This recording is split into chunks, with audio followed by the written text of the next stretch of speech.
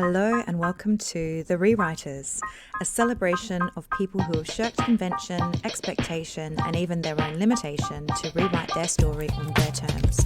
Each episode will dig into the inspired and very real-life stories of people who have done just that, rewritten their story. I'm a nosy practical optimist too, so expect all of the nitty-gritty details. If you're an ambitious seeker craving a different kind of lifestyle, career, or business, but have felt held back by your own or other people's beliefs about what's possible or permissible, The Rewriters is for you.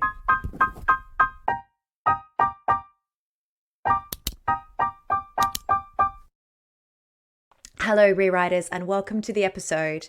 Today, I'm speaking with Sarah Potter, aka La Dolce Vita coach. She is a hypnotherapist and emotional intelligence coach. She offers Reiki, marketing for healers, coaches, and therapists, and she is also a vegan cake maker. Sarah describes herself as a multi-potential woman. We talk about what this actually means during our conversation, but essentially, Sarah has lots of loves and different threads to her career. She's unapologetic about it, and she loves to help other women unfurl their own multi-potential careers too. Sarah believes that everyone can and should be able to do purposeful work that lights them up. Coaching and hypnosis helped Sarah to get unstuck from an outwardly successful life in international marketing that left her feeling hollow inside, and that's something that I certainly can relate to. Using many of the tools that we discuss in today's episode, she was able to build a life that embraced her love of travel, service, and creativity, all supported by a portfolio or multi-potential career. During our conversation, we discussed the role intuition and values played in her career change or career changes, and we also tried to dispel some of the myths about having a linear traditional career.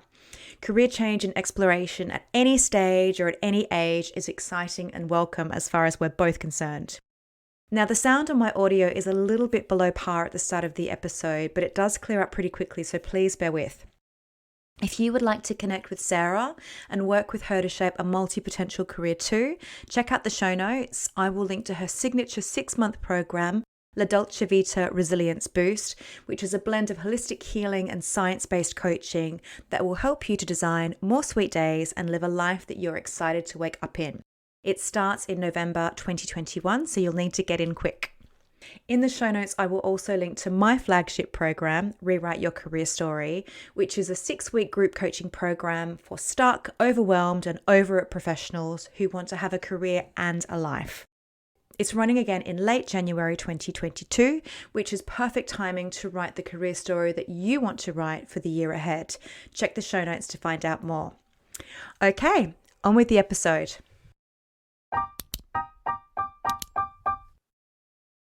Welcome to the show, Sarah. Thank you for having me.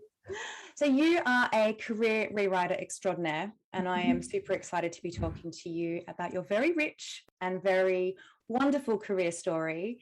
So before we dive into that, could you share who you are and how you would describe what you do? Yeah, of course. So I'm Sarah Potter, La Dolce Vita coach, which means the sweet life in Italian, because I am all about helping women to realize their sweet life, however they define it. You describe yourself as working with multi-potential women, and you're also a bit of a multi-potential and multi-passionate yourself. Mm-hmm. What is a multi-passionate, multi-potential person? It's such a good question.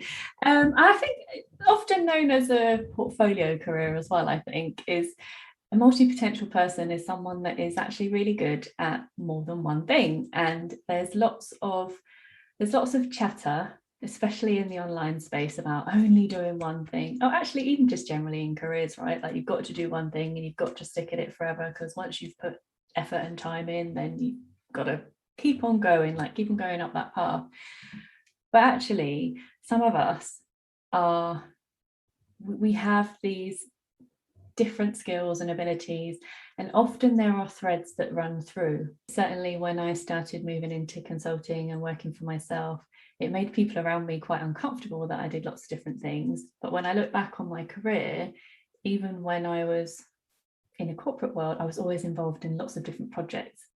It's okay to be good at these things. I mean, there's psychologists that are also professional violinists, and it's okay, but it's just not the norm. Why do you think it makes people uncomfortable? I think it's because it shines a light on where they're not really using their own skills. There's all this kind of not true stuff sitting out in the in general conversation about what it means to do more than one thing. Like there's lots of assumptions made, you're flighty or you're not committing to anything, or it just makes people feel uncomfortable for lots of reasons. But I personally think it's primarily because it makes them feel uncomfortable about what they've dropped in their own world, because we all have passions or things that really light us up that we might have put down for real work, whatever that means. A career. A big one that came up for me earlier in my career, and it's one that comes up for a lot of my clients, is the fear of change or doing different things because you're too old or it's too late. Yeah. And I speak about this in my very first ever episode of The Rewriters, when I was 29 and I was doing a professional qualification in marketing. And my cousin, who was in her early 20s, I'd been working in marketing for a while already, but I didn't have a professional qualification. So I was working towards that. And she really couldn't wrap her head around why I was bothering because I was so old. At 29.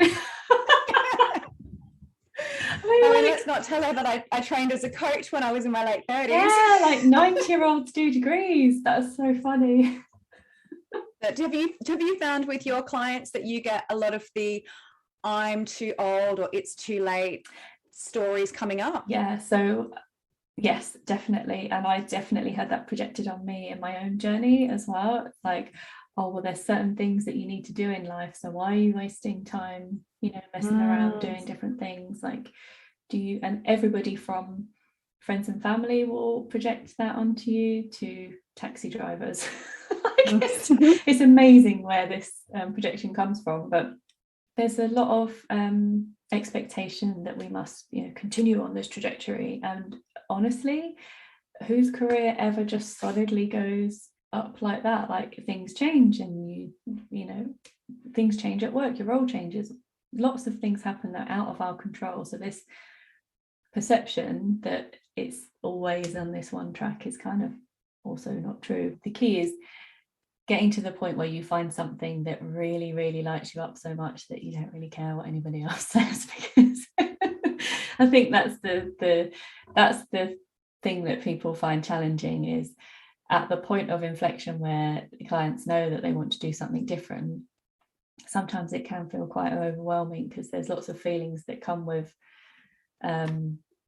that need to change. Like, did I do should I have done that other career? Yep. Maybe I'm wasting it, I'm losing it, like it feels like a risk, but actually it's not really, because you take all that experience with you into the new world and whatever you train with. So it's a melting pot of emotions at that point of change, which means that some of these fears get exaggerated, I think.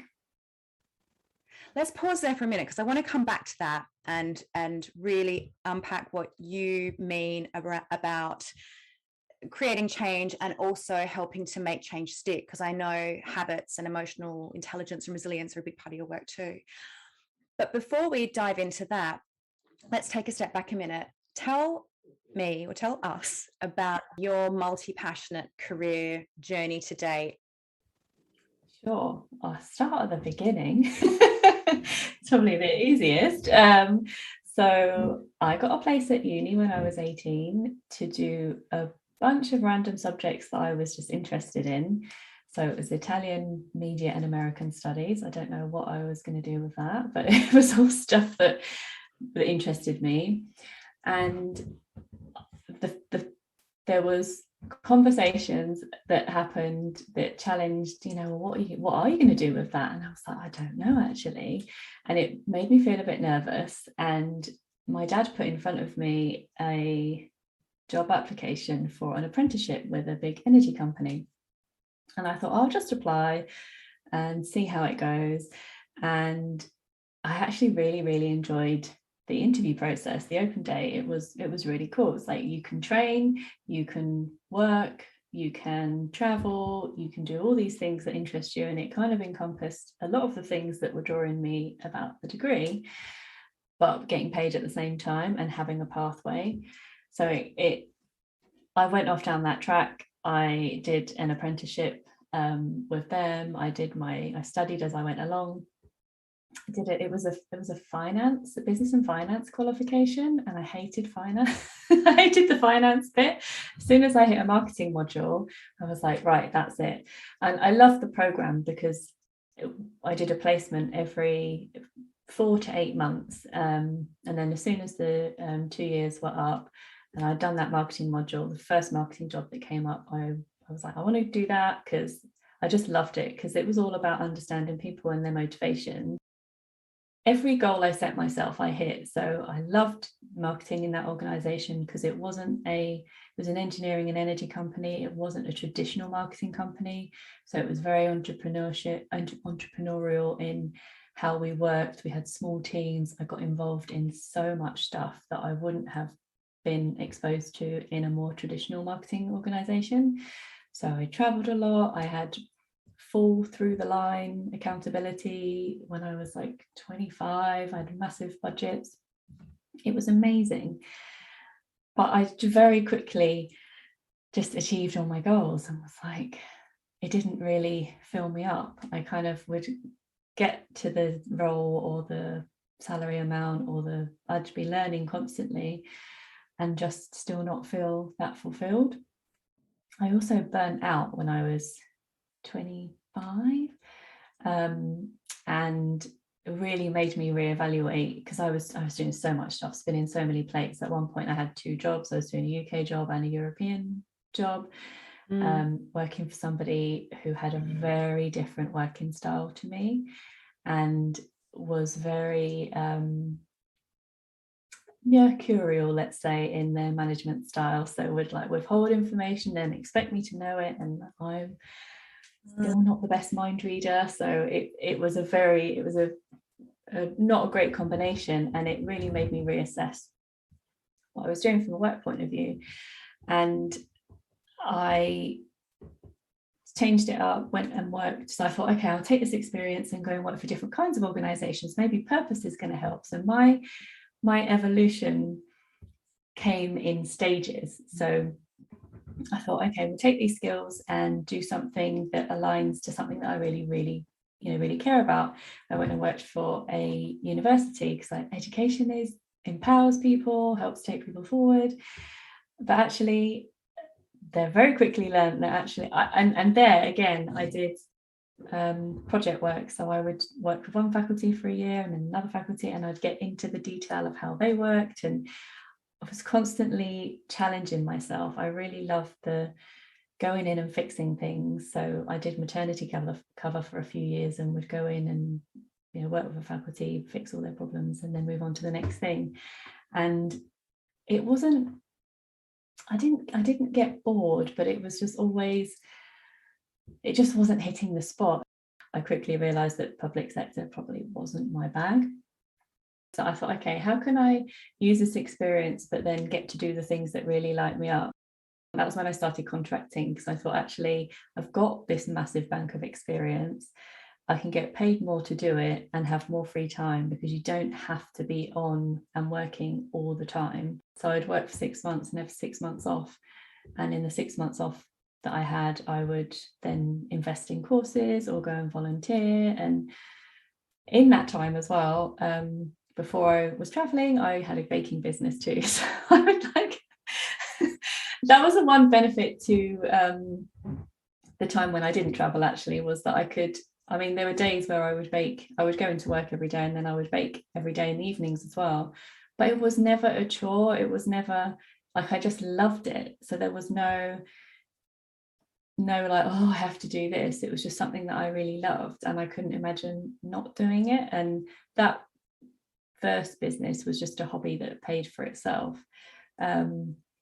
But yeah, there's all these funny stories that I told myself when I was in like starting that business, and I need to practice for a year and then I'll have a business. I did one course, and the stuff that I bought back from that one course, someone asked me to make their wedding cake for them, and the business was born. It sounds like as you went along, you were continually moving towards the things that you needed and moving away from the things that you didn't want. You try something and go, that's not it. I need less of that and more of this.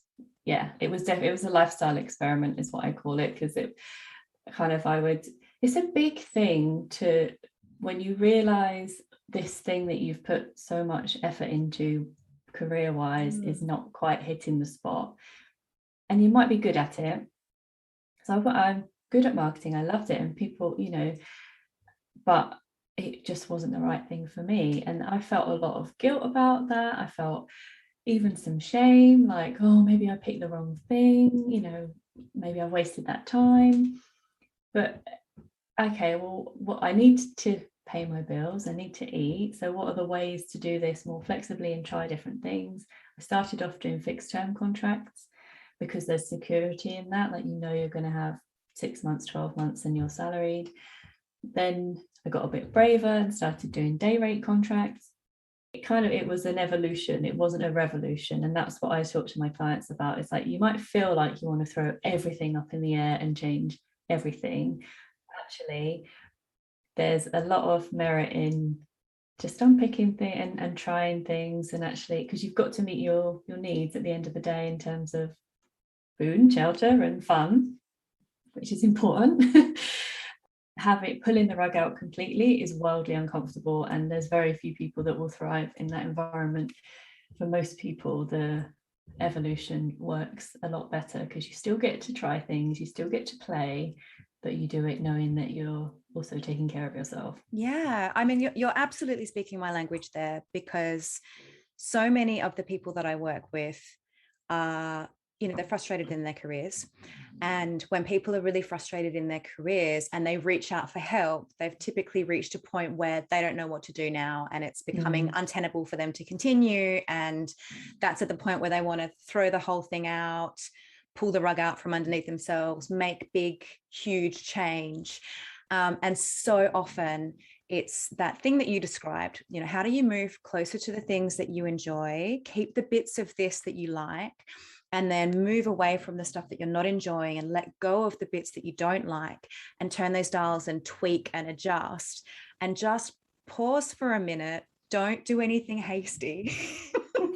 It's remarkable what can happen. I've seen people come to me wanting to quit their job because they hate it and leave having fallen in love with that same job, just making some intentional tweaks. And it might be about, asking for extra projects or changing your hours so that you've got more room to do the stuff that fills you up. Because I think there seems to be a lot of people, women in the marketing world, that are stuck in these loops, I guess. It's like there's a lot of creative women that we've kind of collated there because it's the most creative we can be in the corporate world, but it doesn't always, projects expand, teams change their remits, and we get swept up along with it, right? And actually just doing a bit of a reassessment of, actually, I don't like the strategy work, or as you progress, you end up in strategy not doing any implementation, and actually that might be your bag. It's having those little moments to just reassess. They're really, really important. They're important to do before. I mean, I also am a marketeer, and ended up there because it was the most creative thing that you can do in an organization. I certainly didn't come out of university planning to work in marketing. I fell into it like so many would-be creatives, artists, failed or not quite ready yet creatives find themselves in marketing, or maybe people that will one day be therapists or coaches because they want to connect with people, tell stories, they find themselves in marketing. But it took me a while to reach the point that I was ready to move on, and I am the kind of person that can pull the rug out from underneath myself. But actually, I was thinking about that and mentally sort of brewing my plan, and also had been making the tweaks, moving towards the things that I liked, moving away from the things that I didn't like, over some time before I did that. So I 100% agree. There's absolutely no point leaving before you've given yourself an opportunity to really explore what the parts are that you enjoy and what the parts are that you don't, and let yourself play. Because it might not be how you think. It's one thing. You mean when you come out the other side? Yeah, and also you might just be tired.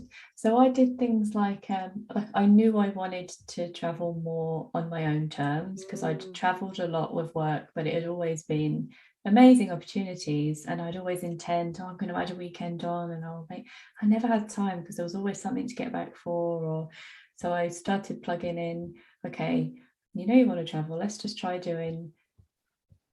take a break between contracts, just have a month off, see how that works, see if you like it. And the first time I did it, it was actually enough, and I came back feeling really good. And I met a few, and you meet people, there's serendipitous moments that happen. So I actually met someone that worked for the same company but in New Zealand, and she's like, oh yeah, we do this. And you kind of see people that mirror the things that you need to see or hear at that particular point in time. And she's like, oh yeah, we do these long trips. And I was thinking, no, it's okay, maybe I can do it, it's fine. And then within 2 weeks of being back after that month-long trip, I was like, no, I can't, something needs to I need to do something. But I gave it a chance. I gave it a chance of saying, actually, is it okay that I do just have a month and then work for the rest of the year? And actually it wasn't at that particular point in my life. And I think that's the other thing, is I think there's this idea that once you make a change, that then that has to be it. And yeah, it's like you just go from one thing and then it's just this one thing. Actually, we all have seasons of our life. So that model of working for 6 months and having 6 months off worked when I was in my late 20s, early 30s. It's not really what I want right now, especially when travel is different. And that's fine. I used to write it down in my journal every day. At the top of the page was work for 6 months, travel for 6. Well, work for 6 months, travel for 3, volunteer for 3. That was the baseline. So it was very front of mind. But it's different now, and that's fine. Doesn't mean that was wrong. Doesn't mean what I'm doing now is wrong. It just changes. That's so true. So often we see changing our mind or no longer wanting to do the thing that we did before as getting it wrong. Yeah, we failed, we didn't have the right answer. People fear making a move because it might be the wrong move, and then they're wrong and they might get egg on their face, they might be judged, maybe they won't be, but it's in their head they believe that they will be. So that kind of neatly segues us back to the point that we were talking about earlier around these points at which the people that you work with are butting up against the need for change, and helping them gear up for embracing that change, but also making that change stick. Can you talk a little bit about how you use tools like emotional intelligence and resilience and habit forming to help people with that, and also talk to how we can take the shame out of changing our minds and doing things differently, even if we had a different view of it before? Yeah, absolutely. So the emotional intelligence is magical when it comes to making change stick, because it's a scientific process that goes into kind of where you're at right now. So every time you go into an emotional intelligence profile, the system that I use, it's making an assessment of where you are today. It's not rigid. It doesn't mean that that's where you are forever. It's just at that particular point in time. So it gives you a strengths profile of where you're really, really kind of excelling, and then the areas that might find challenging. And there'll generally be patterns in terms of what's really going to help you make things happen. And we prioritize there. We acknowledge the stuff that's challenging, but don't dwell there, because I think too often, as the brain is programmed to do, focus on the stuff that we're not good at. Actually, let's play in the strengths place, and then start to make a gap analysis on where your world is right now versus where you're naturally inclined to be strong, because often there's something going on there, and then a massive amount of judgment for what's down here in the kind of not so strong space. That does, I think the inclination is, oh, I need to get better at that. It's not necessarily the case. It might just be that you need to find people in your world that can fill those gaps, whether that's a team or might be a partner, or or invite people in to help you more. So we do a bit of a review of where you're at versus where you'd really like to be. And that is actually a really uncomfortable place for people at start point. So when I do that with clients, we do it with no limits. There's no, if there's money was no issue, where is it that you'd really like to be? And it's really confronting, because when do you ever get to dream and really imagine without any, it's you naturally, well, that would, I'd have to train for this long and it would cost this much and blah blah blah, and I'm this age, exactly to your point, like, oh, am I too old, and all these things that come in, like, forget that. But it's for most clients, it's the hardest thing for them to do. Like, we're so used to having these limitations and judgments. So we then get into the space of where they really want to be. We get over that uncomfortableness, and there's a lot of rubs in the journey, and there's space for tears and there's space for discomfort. So people often cry when they see their I don't set out to make people cry. I'm a massive crier, so this is why I welcome tears, because it's, it's acknowledging things. But there's often a lot of discomfort in seeing that profile for the first time, because people will very quickly see, yeah, like, because we know really where we shine, we know really where we're in flow, but it gets pushed down in the daily life of, well, I've got to pay the mortgage, do the job, whatever it is. So there's these moments of realization, I guess. We do the vision and then have a look at where is there opportunity to change, and this is where the habits come in. So it's not about saying, okay, well, this is what you really want to do, and often there's a secret dream or a secret passion that's either bubbled and is playing some kind of role, being kept quite small because it's, it's not safe to be there, or it's been kicking around in their mind for a while but too afraid to say it out loud. We pull that out and then start to look at, what's the next step, what's the next one step. It's not about saying, go and retrain in a completely new career tomorrow, but what's the next one thing that you can do? Can you go and have a conversation with someone? Can you so language, if it's a language that you want for a move, you need to commit to doing it. There's not all ethereal, we'll just come up with a plan. I'm there to push people to actually take the next step. So if you're saying that you want to do that thing, are you going to commit to 20 minutes, half an hour a day, or every other day, in order to take a step towards it? So this is where the hypnotherapy and the habits work comes in, to say, okay, what beliefs do you need to let go of in order to show up for that thing? Because it's challenging. These things are simple, you can do that stuff on your own, but it's not easy to keep showing up for them, because at every point where you're making a step towards this bigger, shinier, sexier vision, your brain resists. A lot of business owner clients, or people that are new to like growing their business, struggle with energy levels. So actually their vision is, I want to be able to have time to, because having low energy affects productivity, and they're like, I want to have better energy levels. So actually their goal is a business goal, because they want to be able to show up better and do things quicker, so that they can have more time to do the things that they wanted to do, which is the whole point that most of us go into working for ourselves. So the goal the vision is business, but the goal becomes a personal one, because it's about sleeping better, moving more, those kinds of things. So this is where the habits weave into creating that sweet life. It seems weird, like there's these basic things that we need to get right in order to get these shiny, sexy visions coming to reality, because if you don't show up for them every day, they're not going to happen. If you've not got the energy, they're not going to happen. If you've not slept well and can't study well, they're not going to happen. So it's about creating those building blocks. And then we go back and do another at the end. So it's a 6-month journey that I go on with the Resilience Boost clients, and then we do another emotional intelligence profile at the end to look at because there is always a difference. So clients will go from, often there's a really low self-regard score, so don't feel bad about it if you do it and it comes out really low. Most people do. And then that's one of the biggest shifts. It's looking at how you're taking care of your own needs to bring them to life, but then also how it changes then your relationship dynamics with everybody, because taking care of yourself better allows you to take care of other people. It improves team relationship.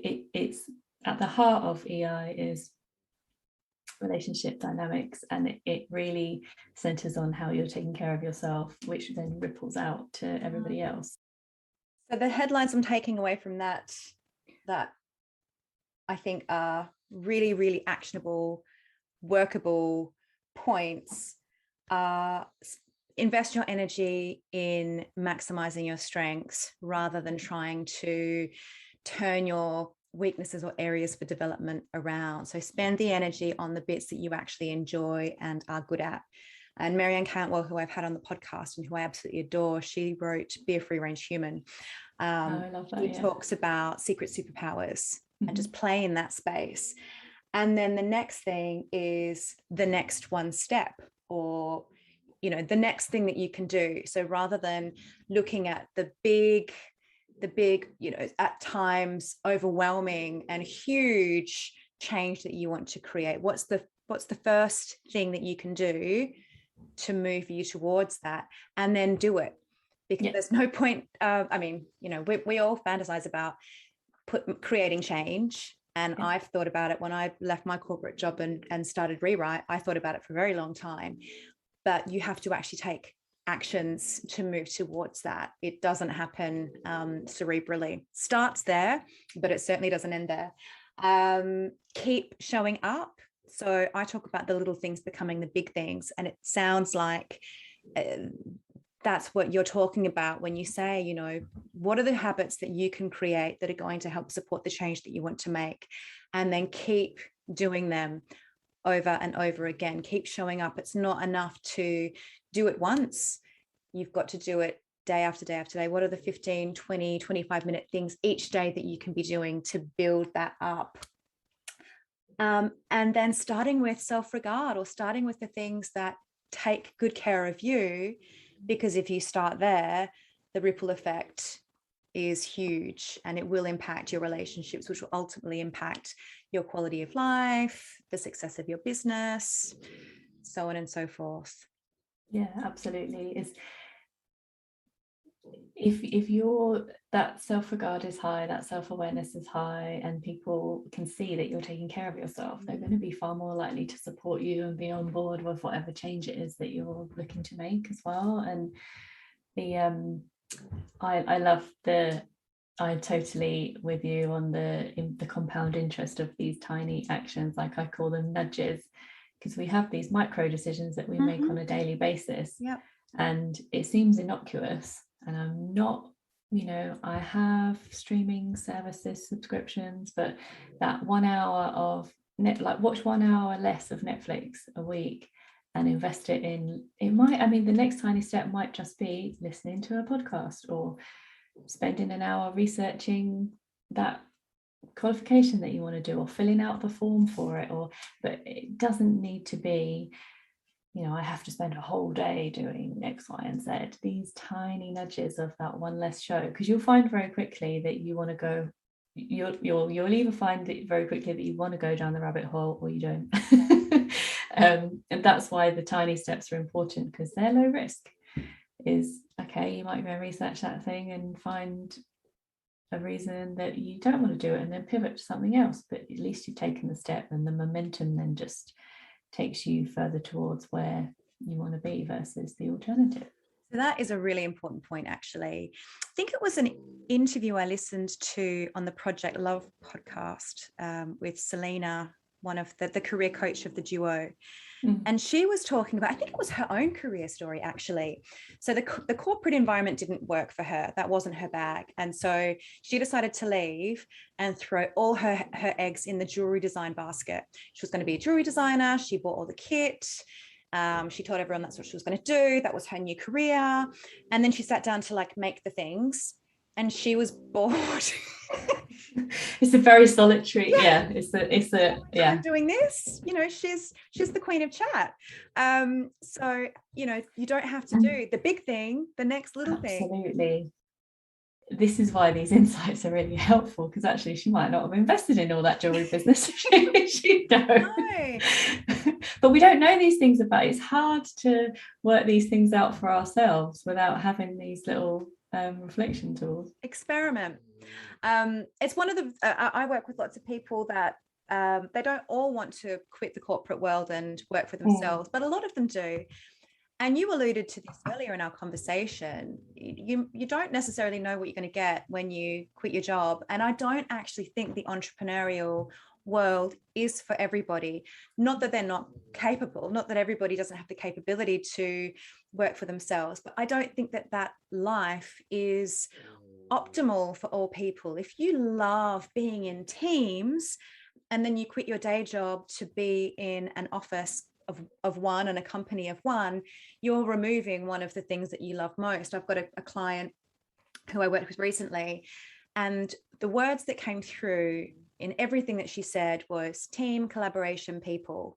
She was also considering, working for herself. So if she does work for herself, those things are going to have to be met pretty early doors to ensure that she's not dissatisfied and not having, some of her most important needs and things that really nourish her and make her feel alive as part of her business. So experimenting rather than having this idea of what you think you want, putting all of your eggs in that basket, diving in and then realizing it wasn't what you thought it was going to be at all.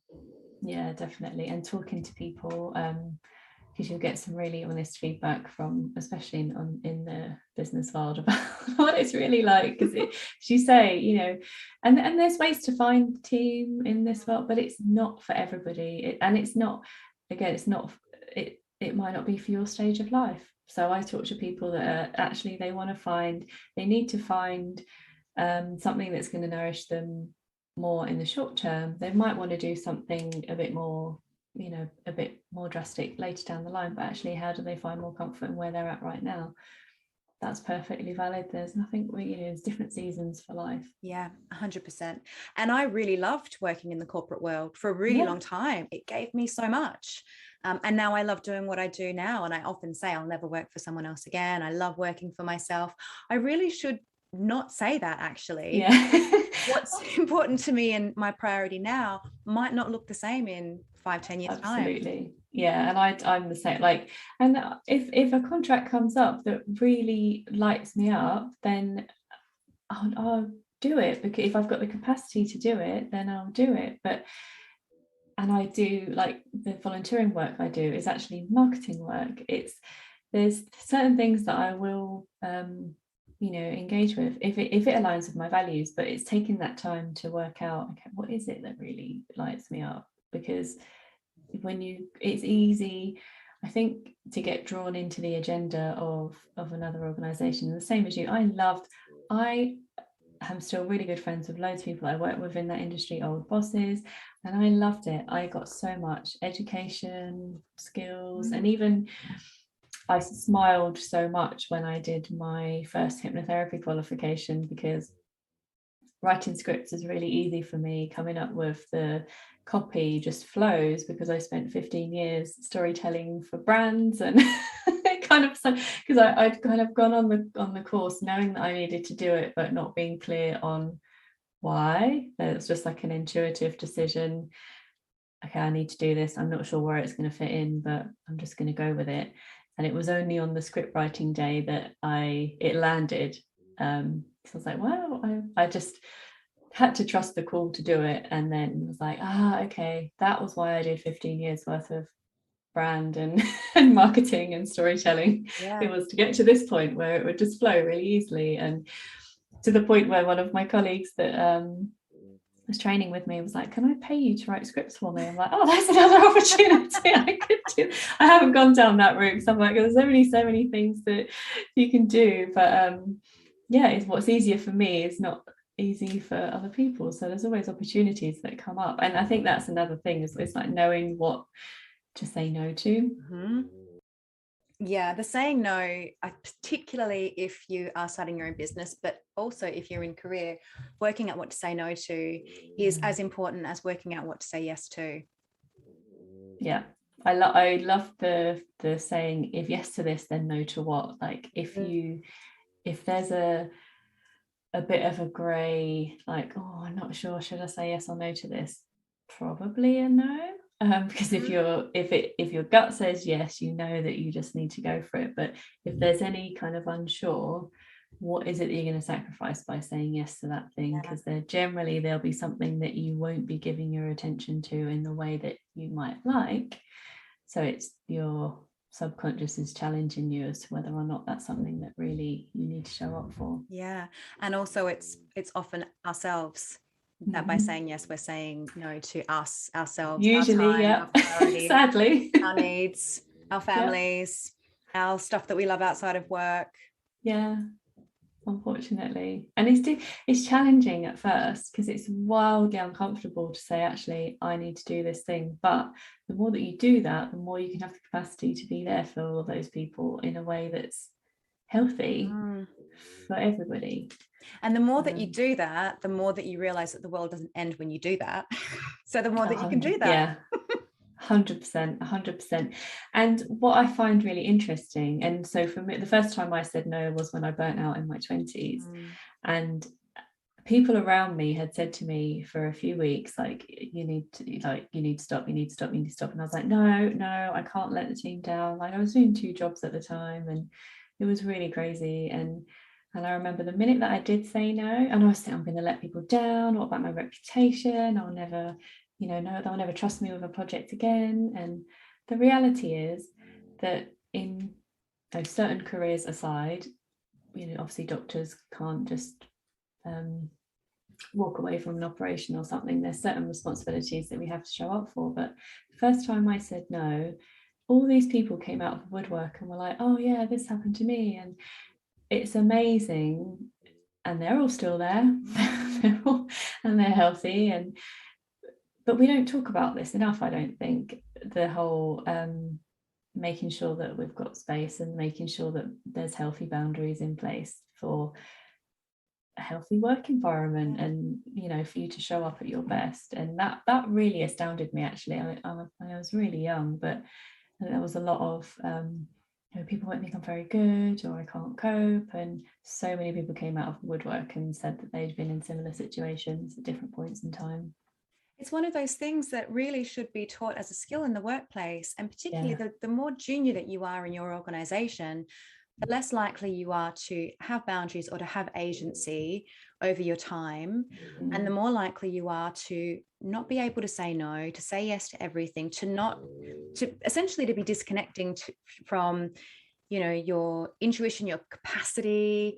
I can't tell you how many times, and it even happens to me now sometimes as well, that I don't know if I am at capacity or not, because my ability to push beyond capacity is so great that it can be really difficult to say, no, I think I am at capacity now. It's okay to rest. It's really important that I just honor that and create time and space for that. Oh God, it's huge. That and there's so many things that I want to unpack out of that. Like, we're trained to work at capacity in those environments, and I think this is the thing, that it's like push and push and push and edge and edge and edge. And when you're young, you're wanting to learn, and there's a I'm not a particularly competitive person with other people, but I'm quite competitive with myself, always wanting to be better every year and learn something. And we're also tuned in the very kind of masculine yang society that we live in to be in our heads and not in our bodies all the time. So we're actually thinking through lots of these things and ignoring. So I was ignoring physical symptoms of like pain and all sorts of stuff. So that those check-in points are really important, because that's our early warning system before the brain even notices that anything's awry. That's what I wanted to ask you, actually. Can you really underline that point? So what were the signs that you were ignoring, whether in your body or elsewhere, and those early warning signals that if you had your time again, you would be attuned to and stop before you reach the point of burnout? So oh gosh, it gives me even chills just thinking about it. But I had a series of, I ended up with stress-related IBS, anxiety. Like I would get like cold sweats, and there was like a series of tension in my shoulders were like this, and I would have pain in my shoulder. And it very occasionally, if I'm pushing myself, it will come back. But I would have a knot in my shoulder and just really tense. And all these things layered and layered and layered over a period of time, to the point where I walked into a meeting with my boss at the time. My throat closed up. My throat just shut down. It wasn't sore. It just shut up shop, and I couldn't talk. So I'd ignored the stomach pains, I'd ignored the tension headaches, I'd ignored the cold sweats, I'd ignored the anxiety, I'd ignored the kind of stress, not sleeping, all of those things. They'd all built up to the point where my body was just full with, we've tried to tell you, you just need to shut up now. And that was the day. I think it must have been the next day, because that was in London. I remember it was a restaurant in Covent Garden where I'd gone to meet him. And I went home. I went to the doctor's the next day. Unfortunately, the first doctor that I spoke to he listened to the symptoms but not to the cause. So he gave me like fiber sachets or something like that for the IBS, because I had this stress related IBS. And I remember going home and saying to my boyfriend, I was like, this is not it. I don't think this is going to help. And I went back and talked to a lady doctor who was a lot more empathic, and she did this stress assessment, and she said, technically, according to this assessment, you're depressed, but I think it's stress and anxiety. So I'm going to sign you off for a month. But it took for my body to literally, honestly, like I can't describe it, just closed up. My throat closed up, and I was trying to speak and I couldn't. It was just like, no, you need to be quiet and you need to go home. Now, one thing that you've mentioned a couple of times, it's almost like the theme, or it's dotted throughout our conversation. So I'm going to infer that it's a very big part of how you have navigated your career, and also how you navigate your business now, is intuition and feeling into things, and feeling yourself kind of drawn to take particular courses or make particular moves. Can you tell us a little bit about how intuition works for you and how you use it in your career? Yeah, it definitely plays a huge part. And I would say that some of my big decision to move to Australia, for example, I delayed that. For my intuition screamed at me after a while. You say you have a calling. Actually, it became a screaming. So actually, I'd been tugged to make this jump, and not just take these shorter trips and make a bigger leap for a long time, but just wasn't sure how to do it. So I was spending too much time in the thinking mind again, like, well, how does it work? How am I going to make that work? And it got to the point where actually I knew that was what I needed to do. And I just had to drop into trust that the idea wouldn't land with me if I wasn't able to do it. And the sign of being made redundant, or like that contract ending early, and being given the money to just go, like I had to trust that I had that idea, and actually this has been made possible to happen much earlier than I thought. And there's a moment of, oh, I don't know, like, and when the mind comes back in, like, I don't know, can you really do it? Is it, well, you had the idea, I have to trust it. And I think it's about self-trust. And if you have the idea, you're only ever going to have so many elements of the pathway, even in your possibilities, before you've even started. You've got to start taking a step and trusting that that's where you need to go before you know how it's all going to unfold. And that's not to say take mindless risks, but that this is why, like, having a couple of steps ahead, just being aware of what they might be, and being open to how they might unfold, but not being tied in these kinds of events where actually the date being brought forward by, I think it was 8 months. Yeah.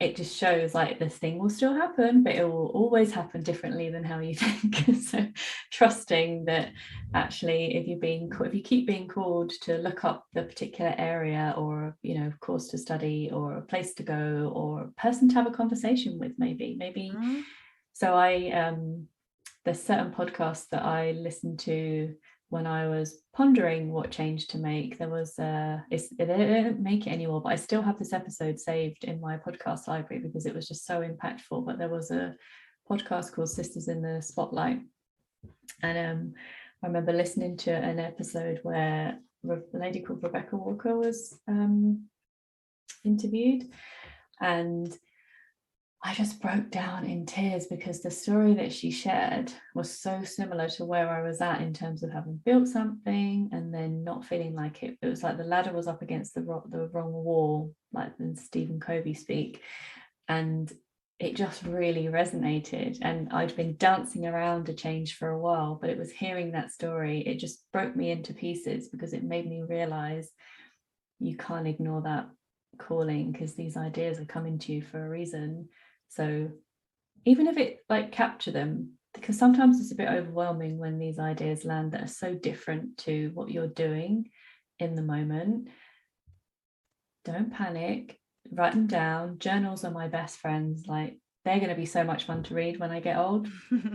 Write them down, capture them, or voice note them if that's easier.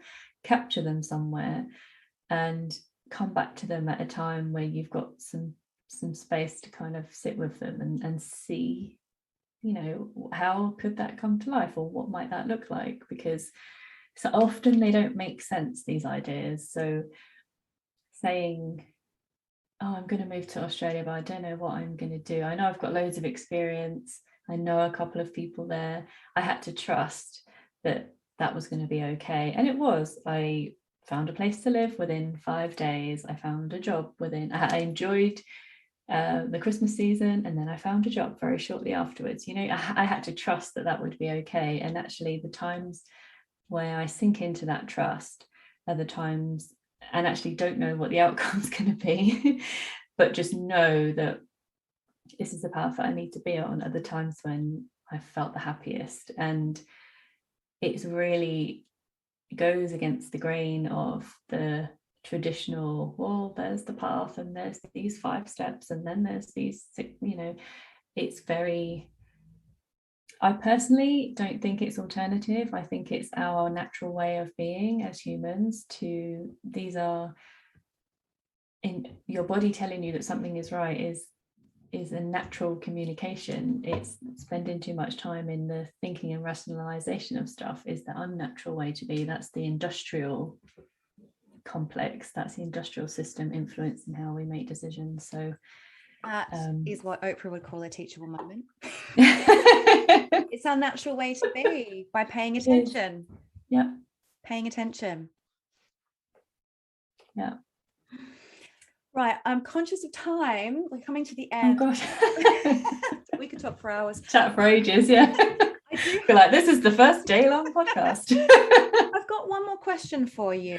And it might seem a little bit rudimentary, but I think it's important, especially when you're thinking about changing things up or adding in little different bits and pieces to your career, having a multi-passionate career or a portfolio career, or throwing the whole thing out and starting again, however you want to approach it. What role did your personal values play in how you shaped the career that you have now? And what was missing before that you've been able to add back in? Great question. I think it's really important. So I've done a lot of work on really nutting out the values that are important to me, and I think the biggest one for me that wasn't there before was freedom. And I had elements of it. I had, I find this chat about remote working and really funny right now, because even when I was in corporate, I worked remotely and was in charge of my time to a certain extent, but actually freedom of how I show up, how I speak. And when I say how I speak, I mean in tone of voice. I still catch myself now occasionally slipping into copywriting that's very corporate in style. But yeah, freedom to say, actually, I'm going to have 6 months off and 6 months travel. Like that freedom to show up, because that for me was about, my niece and nephew were very young at the time, so it meant I could go and spend time with them because they lived overseas. I also had a lot of friends that had really young children, and if I didn't have time off in the day, I wouldn't have seen them or got to know their tiny people, which is really important to me. And as much as, yes, you can have flexibility, or I could have flexibility in the corporate role that I had, it wouldn't have gone down too well if I was just going to hang out at the park instead of joining conference calls. So freedom is something that if I'm looking at an opportunity and it doesn't give me that freedom, even if it, and when I'm designing programs, for example, I design them around the schedule that works for me, to have Fridays off, Mondays to do my business admin. I have got the space and the freedom to be able to create what I want.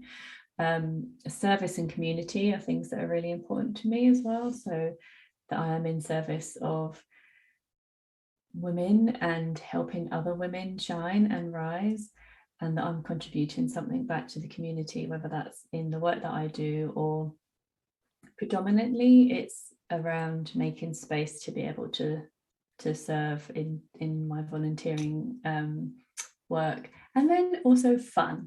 Like, it's got to be fun, because if it's not fun, then there's no point for anybody. If I'm not enjoying it, if clients don't like it, so there's no point. So I think it's really easy when we talk about values to be in a space of like, well, what does this mean? Like, yes, it needs to mean something, but it needs to be fun as well. So fun is another thing that if I'm not enjoying it, I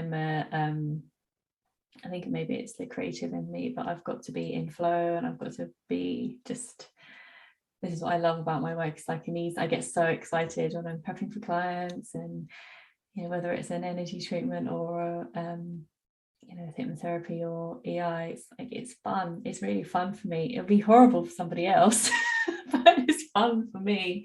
So those things incorporate the service, the community, the free, some things will incorporate everything, and some things will incorporate just one or two, but as long as those needs are being met, then it's a tick. As long as at least one of them is being met, then it's a tick from me. Fantastic. Well, thank you so much. I have absolutely loved having this conversation. I have like 3 or 4 other questions that I wanted to ask. I really don't have time. Where can people find you, and what do you think is the kind of the number one thing you'd like to steer them towards? Have you got any courses coming up, any programs coming up you'd like to shout about? So you can find me on Instagram at Dolce Vita Coach, which I think will be linked in the show notes. And I've got a 6-month resilience boost coming up first week in November. So I think it's perfect timing for when this show comes out. And that is the journey that I was talking to earlier about, getting in deep on where your strengths are and how we can make a map for you to get to that, and unpick the beliefs that have been holding you where you are right now, with the use of hypnotherapy. So it's a 6-month journey to help accelerate you towards your La Dolce Vita. Wonderful. So if you're interested, then drop me a message. I'd love to chat. So if you're thinking that you might be a multi-potential in making, you've got a course coming up for those. Yeah. Beautiful. Yeah. Well, thank you. And I really look forward to speaking to you again at some point. I'm sure we'll have hours and hours of chat. Yeah. You take care. Thank you for having me. Yes. Bye-bye.